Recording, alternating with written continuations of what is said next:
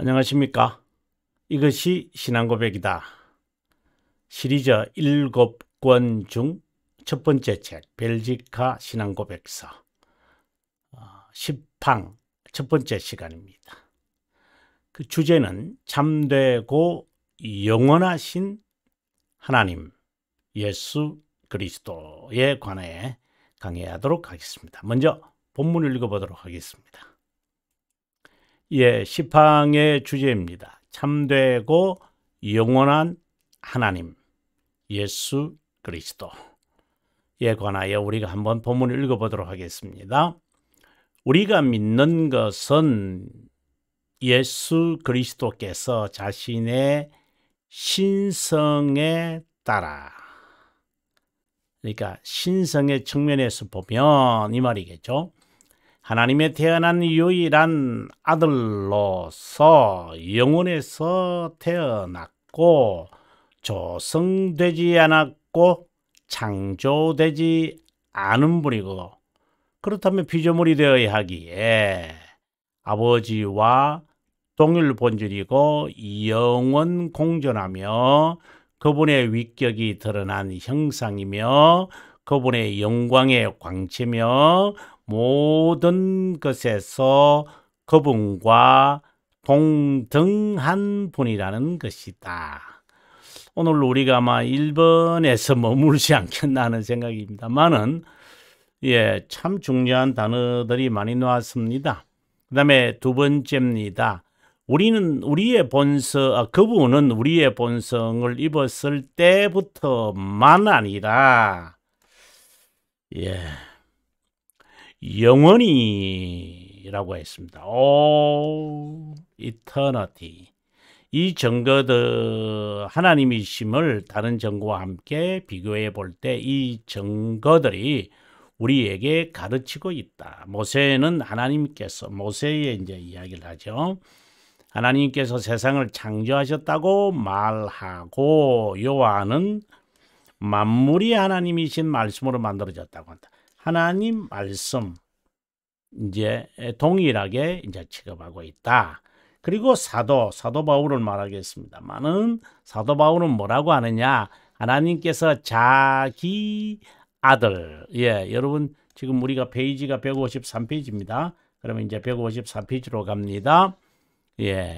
자기 아들에 의해 세상을 만들었다고 한다. 자, 그러면 하나님, 말씀, 아들, 이렇게 그렇게 있잖아요. 예수 그리스도라 불리우는 분이 존재하셨다는 결론에 이르러야 한다. 그러면 동일한 분들이란 말이죠. 동등하다는 거죠. 권능에 있어서 동등하다. 그러므로 선지자 미가는 그분의 기원이 상고라는 게 이제 우리 한자입니다만 옛 그러니까 오래전 옛부터 이러니 무슨 우리가 인간이 생각할 수 있는 그 시대를 말하는 게 아니다 이 말입니다. 이게 상고라고 하니까 시작이 있었는가, 옛날 옛적에 시작이 있었는가, 그분의 이런 말을 하면 안 되죠. everlasting, 영원에서부터 시작한 날이나 끝도 없다고 말한다. 이 모든 것을 고려해 볼 때 그분은 진실하고 참이다. 그렇죠? 참되고 영원하고 전능하신 하나님이다. 우리는 그분에게 기원, 예배, 그리고 경배, 예배를 드리게 된다. 아주 중요한 내용인데요. 여러분 다시 한번 우리가 153페이지에 있는 1번에 오늘 이제 이 용어를 우리가 좀 익숙하게 우리가 언급해야 될 필요가 있다고 저는 보는데요. 자, 한번 보겠습니다. 예수 그리스도께서 자신의 신성에 따라 하나님의 태어난 유일한 아들로서 영원에서 태어났고 조성되지 않았고 창조되지 않은 분. 아버지와 동일 본질이고 영원 공존하며 그분의 위격이 드러나는 형상이며 그분의 영광의 광채며 모든 것에서 그분과 동등하다라고 하는 이 내용 매우 중요한데 우리가 오늘 이 부분만 한번 공부해 보도록 하겠습니다. 자, 우리는 여기 이제 제 설명을 뭐라고 하고 있느냐라고 되어 있는데요. 먼저 여러분 이 설명을 듣기 전에 제가 판서를 통해서 여러분들에게 먼저 하나 알려드릴 것이 있다고 봅니다. 우리가 그 삼위일체의 논리적 설명에서요. 먼저 하나님의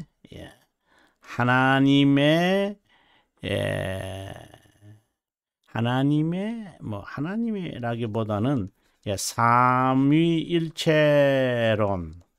저는 삼위일체론이라는 말보다는 저는 삼일동질이라는 단어를 저는 씁니다만은 삼위일체로 보통 우리가 말하니까 제가 그거는 여러분이 선택에 맡길 수 있기를 바라고요. 삼위일체론을 말할 때는 그리스도의 신성에 관한 논쟁과 인성에 관한 논쟁이 있습니다. 이제 여기에서는 우리가 니케아 그리고 콘스탄티노플 그 다음에 인성에서는 에페수스가 나오죠. 에페수스, 에페시안이라고도 보통 합니다만, 그 다음에 이제 칼케돈 종교회의가 있습니다. 칼케돈 종교회의가 있습니다. 그래서 인성에 관한 논쟁은 신성에 관한 논쟁은 이래 되거든요. 삼일체 논쟁을 우리가 설명할 때 둘로 나누어져야 돼요. 보통 이것을 이제 삼일체 논쟁이다 이렇게 이야기하고 이거는 이제 단성론 논쟁이다 이렇게 이제 보통 우리가 명명을 하지만 실제로는 그리스도의 신성, 그리스도의 인성에 관한 내용이에요. 자, 이걸 이제 첫 번째로 여러분에게 이제 주지시키고 싶고요. 두 번째는 왜 그리스도의 신성이 중요하냐 이 부분에 대해서 여러분에게 한번 또 설명하고자 합니다. 이제 우리가 이걸 마치고 나면은 이제 11항에 가서 성령 하나님의 신성을 이제 말하고자 하거든요. 네. 그래서 예수 그리스도의 신성, 아니 인성 강조하는 거, 인성도 강조하게 되죠. 근데 신성을 특별히 강조하는 이유가 뭘까요? 우리가 인성을 강조하는 것은 이제 그분의 사역의 의미고 그 인성으로 행하신 성육신하신 것을 말합니다. 그 구속 사역의 영원성에 있어서 이제 신성과 이제 관련을 짓는 부분이 있거든요. 성령 하나님도 마찬가지예요. 그래서 왜 그리스도의 신성이 이렇게 중요하냐라는 것에서 먼저 그분에 대한 이 설명이 매우 중요합니다. 왜 그런가 하면 반삼일체론자들 인간으로 태어나서 하나님이 되었다 세례를 통하여 뭐 이런 것이 또는 이제 알브레트 폰 하르낙 같은 경우에는 이제 그 인간이 하나님 이런 식이잖아요. 그 슈바이처 같은 사람이라든가 르낭 슈바이처라든가 그 다음에 르낭이라고 하는 이 사람들은 이거는 이 사람은 독일 사람이 이 사람은 프랑스 사람인데요. 로만 가톨릭이죠. 사람은 이는 자유신학자 선교사로 우리가 뭐 아주 중요한 그 위인 그 전기회 가운데 한 명으로 등장하는 그런 사람입니다. 하지만 아주 신학적으로는 매우 리버럴 테올로지안이었습니다. 예수 그리스도가 영웅주의에 빠져서 자신의 계획한 것이 이루어지지 않자 하는 수 없이 자신을 순교자로 만들어 가지고 역사의 수레바퀴를 바꾸려고 했던 그런 영웅심에 빠진 하나의 인물 가운데 하나다. 그래서 본인이 그걸 닮으려고. 그냥 그분은 신이 아니기 때문에, 인간이기 때문에 그분처럼 이렇게 사는 것이 중요하다. 그래서 신학의 아버지라고 뭐 우리가 흔히 말하는 현대 신학의 아버지라고 말하는 슐라크마흐가 바로 그런 계통이에요. 이런 사람들은 죄를 인정하지 않죠. 그냥 그리스도는 죄 때문에 온 게 아니에요. 하나님을 알아가는 그 하나의 본보기예요. 모델인 거예요. 그분의 그 하나님에 대한 인식, 그 인식의 방법을 우리는 예수 그리스도를 통해서 배운다. 그리스도에 대해서 공부하지는 않습니다. 그리스도에 대해서는 알 필요가 없습니다. 단순히 그분이 남긴 업적, 그분의 교훈, 여기에 관심이 있는 것입니다. 그래서 자유신약이냐, 초대나 중세나 종교개혁 시기에는 자유신학이라는 말이 아니 사실상 이단으로 이제 정죄를 받은 그런 자들이 그리스도에 관하여 잘못 설명을 하고 이단이나 그리고 자유신학으로 빠질 수 있기 때문에 그분에 대해서 많은 분량, 특별히 그 하이델베르그에서는 29문부터 53문까지 가잖아요. 굉장한 많은 내용을 다룹니다. 그만큼 그분의 사역이 논하게 될 때, 그 낮아지심과 높아지심의 신분으로 이제 행하시는 이 구속 사역의 업적들을 자칫하면은 그분이 하나님이시다, 중보자시다라는 것을 간과하고 하나의 모델 케이스로 빠질 수 있기 때문에 중보자라는 말이 매우 중요하게 들어가고, 벨지카 같은 경우에는 이제 교회론을 설명하기 전 26항에서 우리가 지금 배우는 이제 그리스도의 중보자 되심을 제일 마지막 말하고, 어떻게 보면 종합적으로 말을 하고, 그 다음에 이제 28항부터는 이제 교회론으로 이제 들어가죠. 보편교회론. 29항에 가보면 참된 교회와 거짓된 교회. 이제 이런 설명으로 이제 들어가거든요. 그래서 그분에 대한 것이 바르지 않으면 안 돼요. 아주 중요한 게, 여기서 자칫하면은 이단으로 가는 것이니까요. 그 다음에 두 번째는 그 신성의 중요성은 그분의 그 구속의 그 효과예요. 네. 그분의 사역에 그 효과가 있어요. 앞서도 말씀드렸지만 인간으로서 죽어버리면 희생제물이 되었다면 자기에게만 영향을 끼치는 거지 인류에게 영향을 끼치지 않아요. 그 다음에 또 하나는 뭐냐면, 하나님의 진노는 일시적이면서도 영원한 것이고, 그리고 육체적이면서도 영원한 죽음이잖아요. 그걸 하나님이시지 않은 중보자는 일시적인 죽음이나 일시적인 처벌이나 육체적인 죽음은 해결하실 수 있지만 영원한 죽음과 영적 죽음과 영원한 처벌은 감당하지 못하죠. 그래서 그분의 신성이 중요하다라는 것입니다.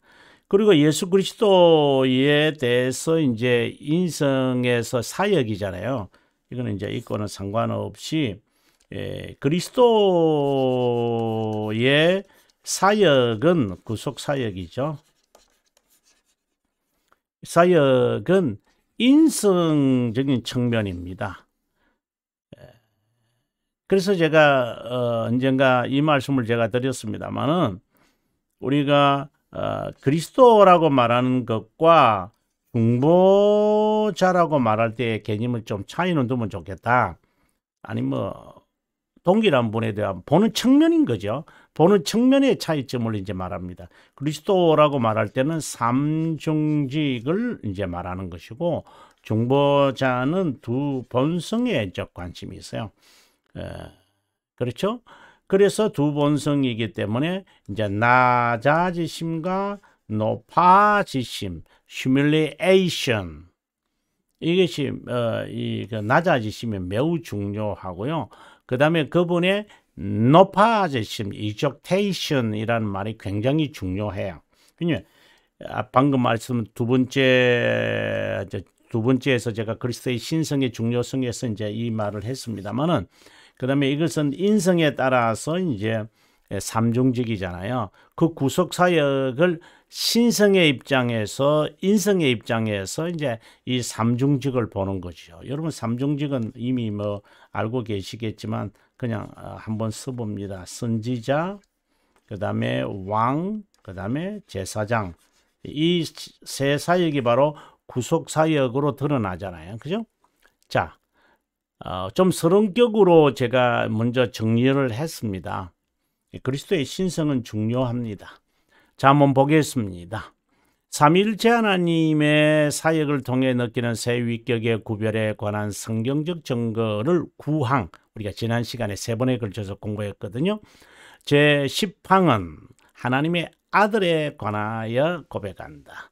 예수님은 제자들에게 사람들이 자신에 대해 뭐라고 말하는지, 너희는 나를 누구라 하는지 물었다.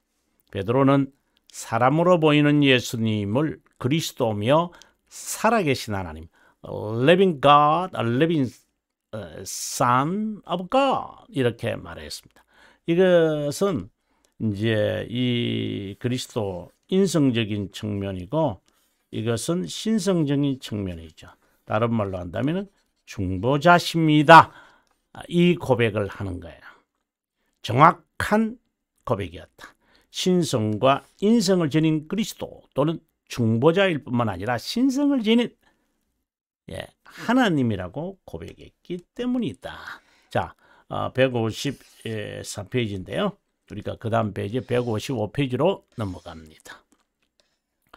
사도 도마는 나의 주 나의 하나님이라고 고백을 했다. 이와 유사한 고백이다. 누구의 고백이요? 베드로의 고백이 나의 주 나의 하나님. 하나님 되심을 나의 주 아도나이라고 하는 그 개념도 포함하겠지만, 마치 누가복음에 보면은 이제 업으로 활동을 하다가 베드로가 이제 하루 종일 주님은 이제 그 강가에서 설교하셨고, 그것을 이제 열심히 뭐 들었는지 모르겠습니다만은 이렇게 고기를 포획을 하는데 다 실패하죠. 근데 주님께서 저녁에 너 배 옆에 그물을 던져라. 엄청나게 잡혔을 때 My Master, 이렇게 나의 선생님, 이렇게 말한 것처럼 베드로처럼 이제 도마도 나의 주인이야, My Master, My God, 이렇게 말하는데, 여기 주라고 하는 것은 이제 두 가지 의미가 있죠. 주권자라고 하는 것과 성경에서 이제 아도나이, 주님, 주권자, 주님, 좀 성격이 다른데요. 주님이라고 하는 측면도 있겠죠. 아무튼 그들은 예수 그리스도가 하나님이시라고 하는 점에 공통점이 있다. 그렇다. 하나님의 아들은 우리 중보자로서 앞서 방금 말씀드렸습니다만은 두 본성을 지녔다. 이것을 제대로 갖추지 않으면은 가지기 어려울 거다. 시팡은 그분의 신성에 초점맞췄다. 나중에 이제 설명하는데 18항과 19항에 가서 중보자로서의 인성에 관해서는 18항, 19항에서 성육신, 그 다음에 두 본성 지니신 하나님, 이제 그 중보자, 그걸 18항과 19항에 있거든요. 그때 가서 말하겠다. 초대교회 때 삼일체 논쟁에서 그리스도의 신성을 논하고 1차, 2차라고 그랬죠. 그리스도론 논쟁은 인성에 관한 것이다. 앞서 제가 도표로 제가 썼습니다. 자, 이제 본문으로 들어갑니다. 예수 그리스도가 삼위일체 또는 삼위동질, 하나님의 아들이라는 신성에 관한 고백인데, 예수 그리스도는 영혼에서 태어난 유일한 아들이다. 자, 제가 이 부분을 이제 영어로 말하면 only begotten, 네, begotten 요 이자가 들어가야 되는데요. begotten son 이렇게 돼 있어요. 그래서 이제 뭐 독생자 외아들이라고 하는데, 저는 이 부분이 자칫하면은 인륜관계로 빠져가지고 아들의 아버지구나, 이렇게 이제 우리가 보통 말하는 것처럼, 예, 부자의 관계, 저는 그렇게 생각을 할 수 있잖아요. 왜냐면은 이렇게도 하지만 보통 성자 이렇게 말하니까, 영어에서는 한자로서는 아들 자자를 쓰고 또 영어에서는 또 son을 쓰니까. 근데 대문자로 son을 쓰는 것을 볼 때에 인간적인 인륜관계에서는 아니다, 아닌 거죠. 그래서 이제 독생자 또는 외아들, 성자 이렇게 해버리면 그런 오해가 있지 않겠나. 그래서 저는 이제 좀 여러분 좀 익숙하지 않은 단어죠. 태어난 유일한 아들이다. 이 말이 좀 잘 안 맞아. 유일하게 태어난 아들 이렇게 말하는 것도 좋지 않을까? 예, 그것도 좋습니다. 유일하게 태어난 하나님, 그런 것보다는 only son이라는 개념이 있어요. 태어난 것이라는 것은 관계를 말하는 것이고, 유일하다는 것은 앞서 말씀드린 대로 비교의 대상이 없는 분이라는 거죠. 이제 그런 의미로 여러분께서 한번 설명하면 좋겠다 또 봅니다. 그분은 유일한 아들이라고 말한다. 그래서 인간관계에 있어서 아들이라는 개념을 갖추지 마라. 성경은 하나님을 유일하신 하나님이라고 선언을 한다.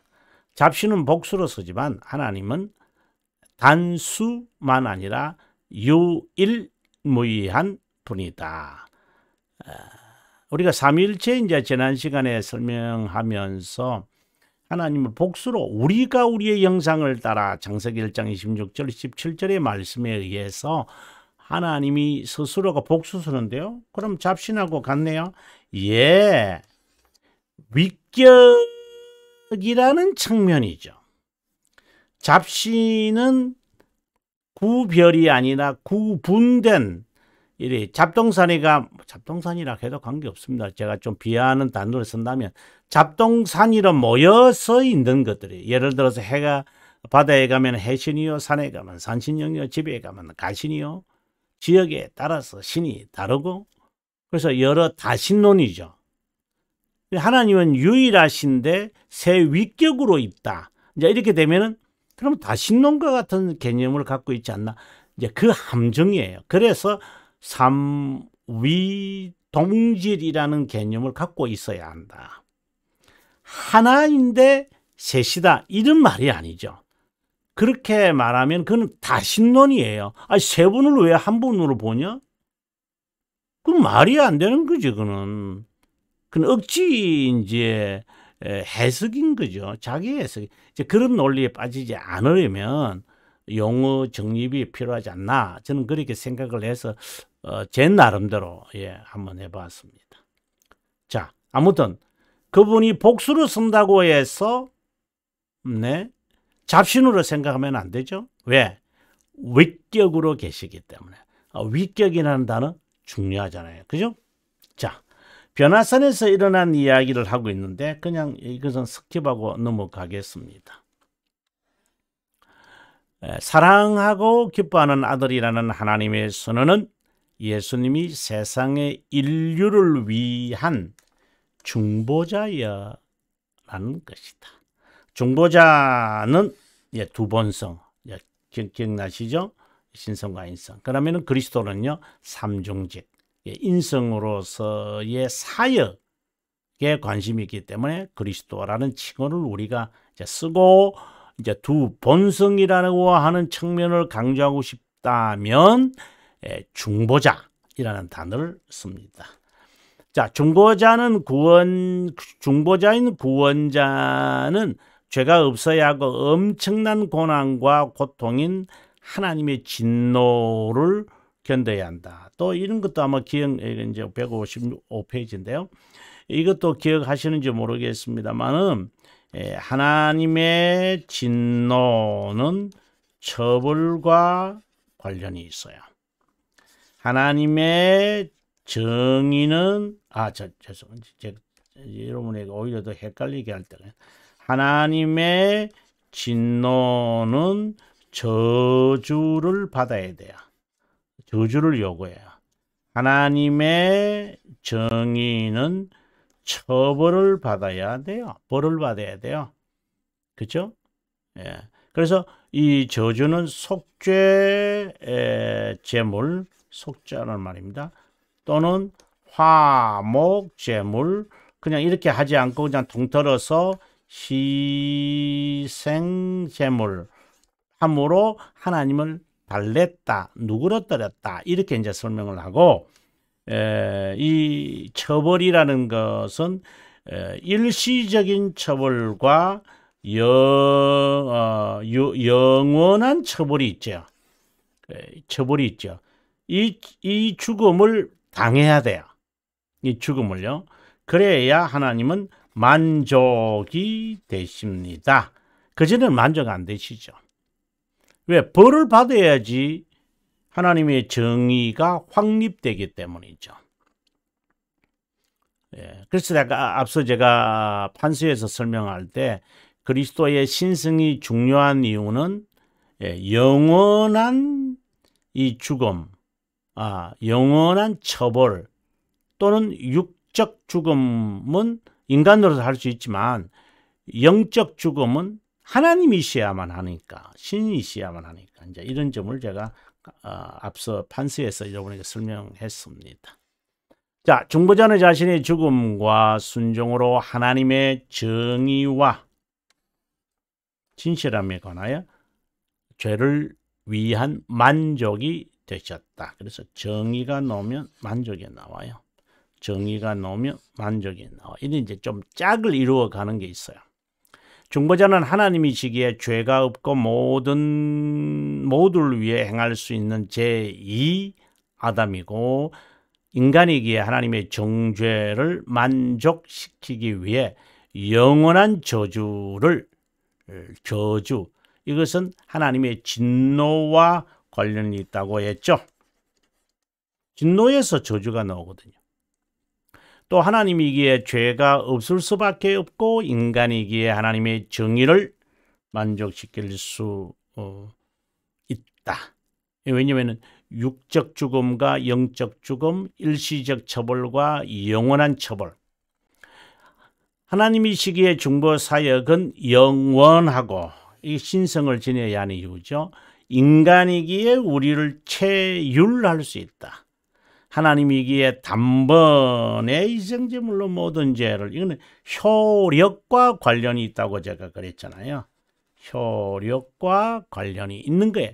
하나님이 인간이시기에 그분에게 언제든 접근할 수 있다. 우리는 중보자를 태어난 아들, 요 이제 해석을 이제 제가 했죠. 고백함으로써 그분이 본래 하나님이심을 말한다. 그러니까 본성적으로 하나님이세요. 이어서 종이 되신 분임을 고백함으로써 그분이 인간이심을 강조한다. 이런 의미에서 신앙 고백에서도 하나님 아들에 이어 동정적 말에게서 인성을 말한다. 성육신을 말한다. 이제 그 말을 지금 하고 싶으신 겁니다. 예수 그리스도의 신성을 명시하기 위해서 영혼에서 태어났다. 그래서 이 영혼에 관한 이야기는 여러분들이 벨지카 2장을 꼭 참고하셔야 됩니다. 뭐 1장이 좀 더 1장이 더 가까울 것 같아요. 1장을 여러분 참고하셔야 됩니다. 영원과 시간에 대한 것입니다. 영원은 여기 보시면 현재다 이렇게 되어 있습니다. 시간의 개념으로 착각하면 안 된다. 그래서 영원을 이터너티 이렇게 우리가 말하잖아요. 이터너티입니다, 여러분. 이터너티. everlasting이라고 하는 말보다도 이터너티라고 봐야 한다. 이것은 바로 현재다. 우리가 everlasting 뭐 거의 비슷합니다만 그걸 좀 제가 구별하겠다는 것은 이터널이라면 하나님의 입장에서 보는 그 영원성, 우리가 말할 때는 everlasting, 그래서 영원하다. 하나님의 everlasting love and love, 그러니까 자비함이란 말이잖아요. 인자하심이 영원함이로다. 하나님의 인자하심이 영원함이로다. 10번 136편에 말할 때 forever and ever, 우리가 바라보는 하나님의 영원성을 말하는 거고, 하나님의 측면에서 보면은 이터널이죠. 그래서 그 이터널이라는 것은 바로 현재를 말하는 것이다. 이 개념을 여러분 좀 정리가 돼야지 진리 이해하기가 좀 쉬워요, 실제로. 이것을 인정하지 않는다면 하나님에 관해 엄청난 왜곡에 입사하게 되고, 그분에 관한 지식은 모두 파편이 돼 서로 조합할 수도 적용할 수도 없게 된다. 그리스도의 신성인 영원성, 우리가 하나님을 일반적으로 말할 때 두 가지라고 한다 그랬죠. 하나님에 대해서 두 가지. 하나는 영적 존재다. 제가 삼일째 설명하면서 했거든요. 그 다음에는 또 하나는 영원성이다. 그분의 중보자는 성천한 후에도 하나님의 우편에서도 나중에 재림하시겠죠. 그래서 그 하이델베르크에 보게 되어지면은 부활이 우리에게 주는 유익이 무엇이냐? 성천에 대해서 사항에서 말하거든요. 상당히 길게 말을 해요. 그죠? 46, 47, 48, 49문에서 이제 설명을 하는 거 보면 성천이 매우 중요하죠. 그 다음에 하나님 오른편에 앉아 계신다. 성천하신 후에 우편에 앉아 계신다. 이제 이렇게 우리가 표현하게 될 때도 그분의 중보는 영원하다는 것을 신성이시니까 이걸 말하고자 하는 거죠. 삼중직에서 본다면 그리스도겠죠. 제사장으로서, 또 낮아진 상태에서는 병든 자. 그러니까 이 그리스도의 이 사역을 둘러보는 거죠. 두 가지 측면을 보는 거예요. 예를 들어서 제사장 할 때는 중보도 낫게 하시는 이 중보사. 이 두 가지 측면을 보는 거예요. 그냥 단순히 왕이다. 그냥 우리 보호하고 우리 지배하는 거잖아. 이제 이렇게 하면 안 되죠. 심판자이시다. 이런 거. 그리고 나를 변호하고 보존한다. 이렇게 견인과 관련되어 있는 거거든요. 나를 위해서 싸우시고 뭐 이런 이제 여러 가지 이제 표현들이 따라 나와야 되겠죠. 유일하신 제사장으로서 십자가에서의 죽으심은 중보사역의 절정이다.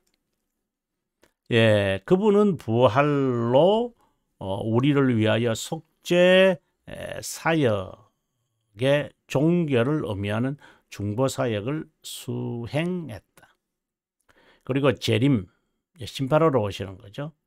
우리를 위해 중보할 것이다.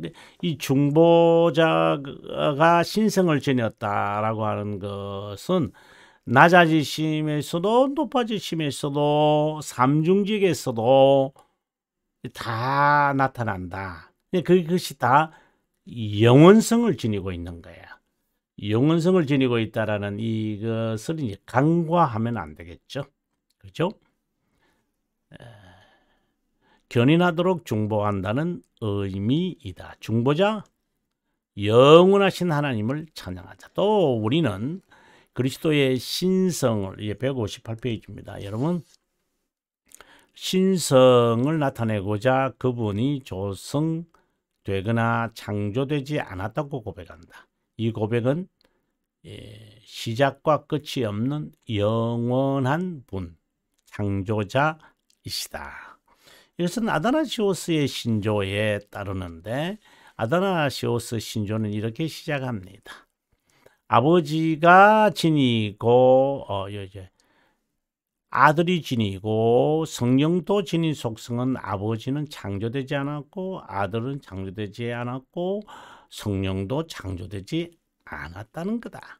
아버지는 누구에게서 조성되지도 창조되지도 태어나지도 않았다.